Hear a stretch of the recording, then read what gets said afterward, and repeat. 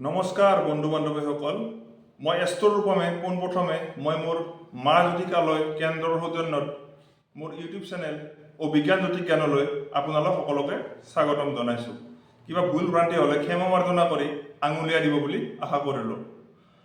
আৰু এতিয়ালৈ যদি মোৰ চেনেলটো ছাবস্ক্ৰাইব কৰা নাই, অনুগ্ৰহ কৰি ছাবস্ক্ৰাইব কৰি ঘণ্টা বুটামটো প্ৰেছ কৰি নটিফিকেশ্যনটো অল কৰিবলৈ নাপাহৰিব। আৰু যিসকলে ফেচবুক পেজত ভিডিঅ'টো চাই আছে, অনুগ্ৰহ কৰি লাইক এটা কৰি কেনে পালে কমেণ্ট এটা কৰি দিব। আহক তেন্তে আজিৰ ভিডিঅ'টো আৰম্ভ কৰোঁ। আজি মই আপোনালোকলৈ 2025 বৰ্ষৰ ট্ৰেনজিট গোচৰ মতে ৰাহু গ্ৰহ আৰু কেতু গ্ৰহৰ হ'ব লগা লাভ আৰু ফলাফলৰ বিষয়ে আলোচনা কৰিম। 18 মে 2025 পিছত ৰাহু কুম্ভ ৰাশিত আৰু কেতু সিংহ ৰাশিত প্ৰৱেশ কৰিব। ৰাহু আৰু কেতু গ্ৰহ হৈছে বহুত মায়াবী, মহাক্ৰূৰ, মহাপাপী আৰু ছায়া গ্ৰহ বুলি জ্যোতিষশাস্ত্ৰত উল্লেখ আছে।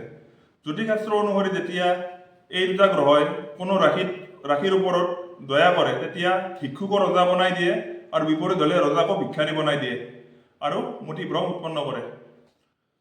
শাস্ত্ৰমতে কলি যুগত ৰাহু আৰু কেতুৱে হৈছে আটাইতকৈ ভাল বেয়া হিচাপে ফলদাতা গ্ৰহ।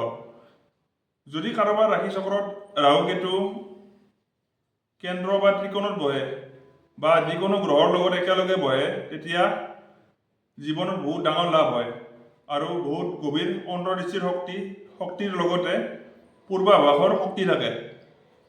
অৰ্থাৎ কিবা এটা হ'ব লগা আছে, কথাটো মই আগতেই গম পাওঁ এইটো হ'ব লগা আছিল বুলি।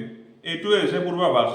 18 মে 2025 পিছত ৰাহু আৰু কেতুৱে এই 5টা ৰাশিক মালামাল কৰিব আৰু এইকেইটা ৰাশিৰ জীৱন ৰজাৰ নিচিনা হ'বলৈ গৈ আছে।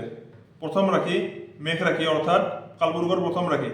দ্বিতীয় ৰাশি মিথুন ৰাশি, তৃতীয় ৰাশি বৃশ্চিক ৰাশি, চতুৰ্থ ৰাশি মকৰ ৰাশি, পঞ্চম ৰাশি তুলা ৰাশি। এইকেইটা হৈছে ৰাশি।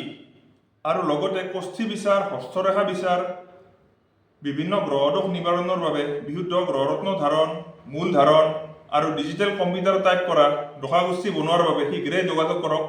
মা জ্যোতিষালয়, ঠিকনা ইলেক্ট্ৰিচিটি বোৰ্ড চক, কয়লা, নলবাৰী, অসম। যোগাযোগ নম্বৰ মোবাইল স্ক্ৰীণত দিয়া আছে। তেন্তে আজিলৈ আহিছোঁ। পুনৰ এটা গুৰুত্বপূৰ্ণ ভিডিঅ'ৰ সৈতে আকৌ লগ পোৱাৰ আশাৰে ধন্যবাদ। নমস্কাৰ।